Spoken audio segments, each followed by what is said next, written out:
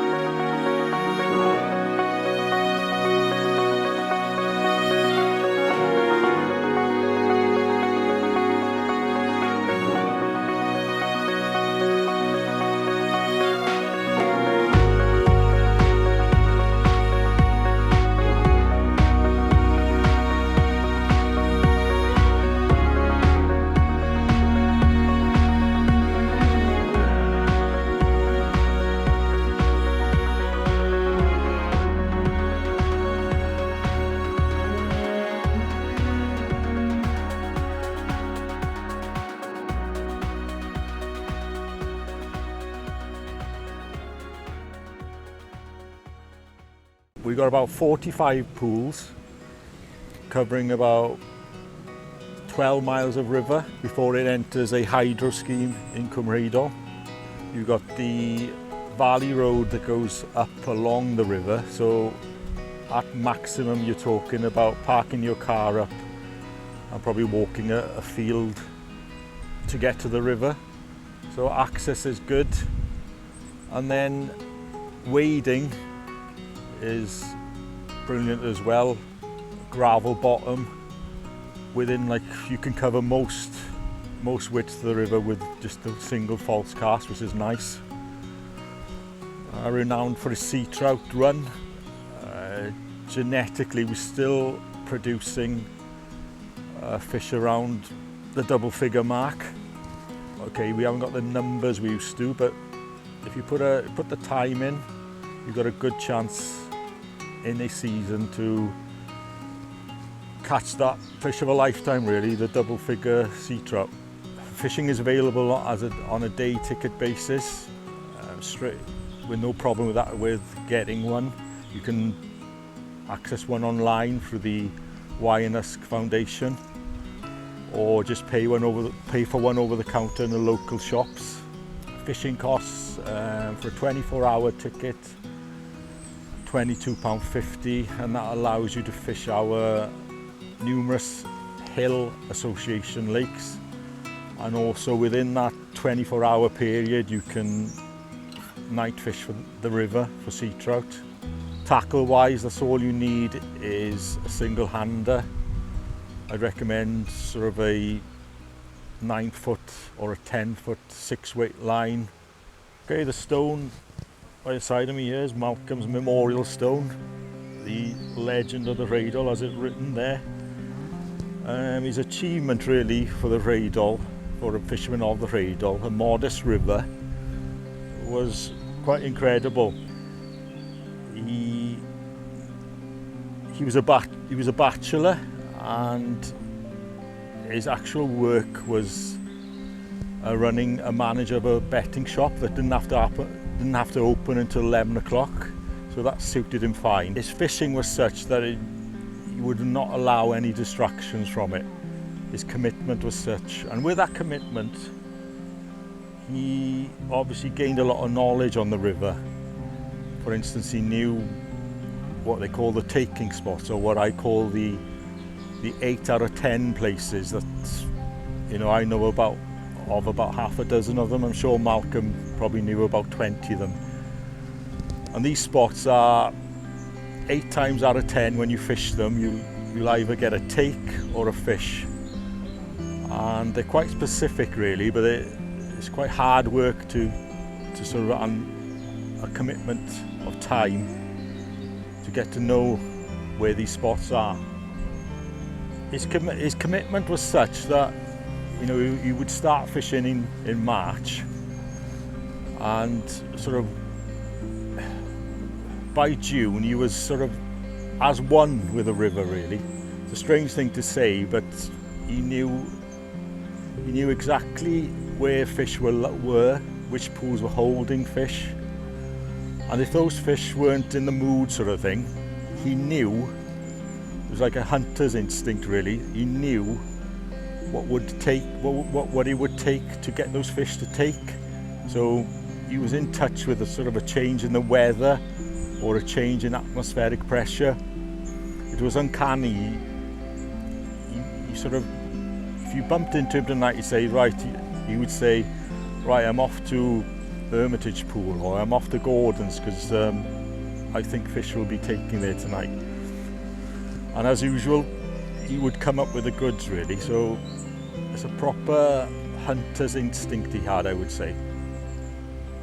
Not a prolific believer in good tackle. I mean, his tackle really was just barely fit for purpose. It was fit for the bin really. You were talking about rings being held on by insulation tape, cork handles being taped over, and when he'd cast his line, you'd hear the breaks in it. You know, the covering would be coming off it. So tackle just wasn't important to Malcolm. It was about putting the time in, putting the dedication in, and as I said, just being one with the river really.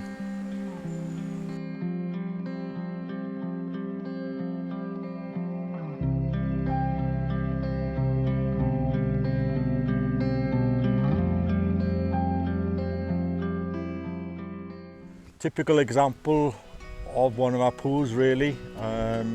Traditionally more of a worming spinning pool, but we've done some work with it, cleared some trees, and now you can access the tail. And also on the far side there is a fishing platform which was built with the help of European funding. I think it was organised by Ben Wilson, fair play, who offered the club some funding, and that funding was used to improve access. So this is a typical example of how good the access is on the Rheidol.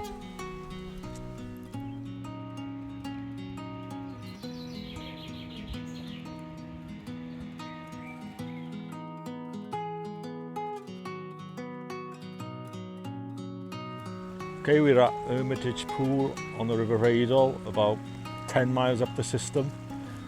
Another really popular pool. People usually park right on the road here, and you access some steps as you've seen, and literally you're on the pool. A good place to just cross at the tail, and then there's a proper path that takes you to the head of the pool. The run into the pool is excellent fishing, and obviously the main basin is probably the deepest part on the river. Fishing sort of starts at its peak in June. You can fish in the lower reaches at that time for smaller suing fish. But by that time, the bigger fish have sort of come up the system and they're settled in the main pools, such as Hermitage here.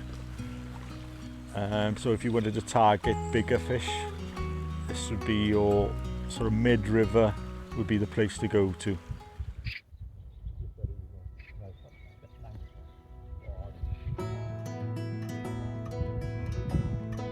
Yeah, we're at Frongoch, Trysant village. The jewel in the crown really for the club. A unique lake in that we do stock it with rainbows and blue trout, as well as having a head of native brown trout in here. We've got 2 static caravans sited here. These caravans are available from March to October, but there is limited space in them. But there are still some availability, and you can book that through our website. Right, as well as Frongoch, we got Reservoirs and Glandugan. Glandugan is fed by a stream that comes out of Reservoirs, so they are connected. In the main, it's just wild sort of brown fishing there.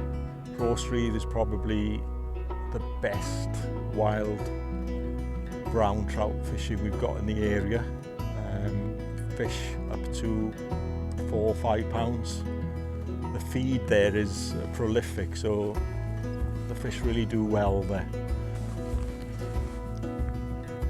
Penrhyn Lakes, they're higher in altitude than Trysant by about 100 metres, so not quite as rich as the Trysant Lakes. Remote they are, but there's a good network of a road system that goes down there, and parking available. And off those parking spaces then there's tracks which have got stiles placed on them, so access is good even if you're struggling with your movement or whatever. The lakes there are called Roscoch, Sefydryn, Blaen Mylindwr and Craig y Pistyll. All similar in nature.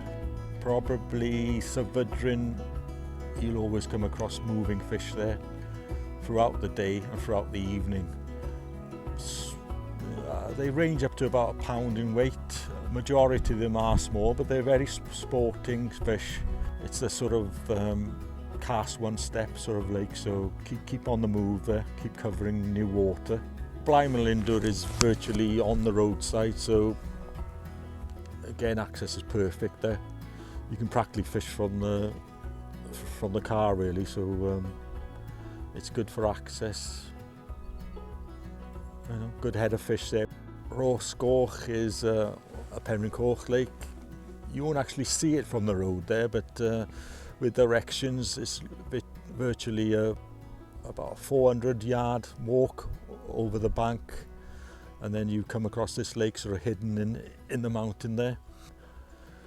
The native brown trout range up to about 3 pounds there, average about 3/4 pound, and again good hatches there, good sport.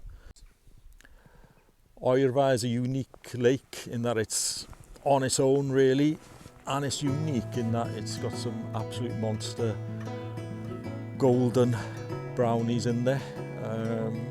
A lot of them average about 4 or 5 pounds. There's even a fish of about 9.5 pounds caught there about 3 seasons ago. So that's quite unique. Few in numbers, but when you get one there, you'll sort of know about it. Yeah, at the head of the Rheidol actually goes into a hydro scheme, and there's a small reservoir there. Again, full of fish, small in size, but good sport. Access is really good there again, and it's a beautiful part of the world really there. It's the drive up the Rheidol Valley in itself is an experience worth coming visiting for. At the end of the day, it's about the countryside and the actual venue itself. It's unspoilt, truly wild. Within 12 miles of Aberystwyth, you've got our 2 rivers and 8 lakes. If you've got interest in joining the club or taking up a day ticket, it's easy enough. Just visit our website, all the prices are there, and availability is unrestricted, as I said. Or please message us on the Facebook page. We're always willing, there's always members willing to point you in the right direction or spend an hour or 2 with you just so that you're on the right track. Discover fishing in Wales.